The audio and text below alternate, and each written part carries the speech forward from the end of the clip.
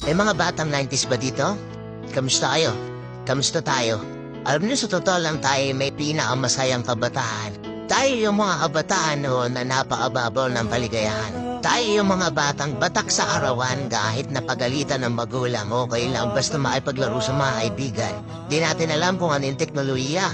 Di natin alam kung ano yung cellphone. Di natin kilala si Coco Melon. Kontento na tayo sa mga laruan natin at sa kung ano yung meron. Tayo yung mga batang halos makompleto natin lahat ng laruan sa Jollibee at McDo. Bumibili tayo ng tig-pipisong laruan baka sakaling may laruan doon sa loob. Naalala nyo? Noong mga panahon, naghahanap pa tayo ng dagamba kung saan-saan. Naghahanap tayo ng mga sahan ng puno para maipaglaro ng baril-barilan. Kukuha tayo ng gulong sa tabi-tabi tapos pagugulungin lang natin kung saan-saan. Mabibwisit tayo kapag hindi tayo pinayagan ng magulang natin maipaglaro sa mga kaibigan natin sa ulanan. Kaya yata yung mga huling batch na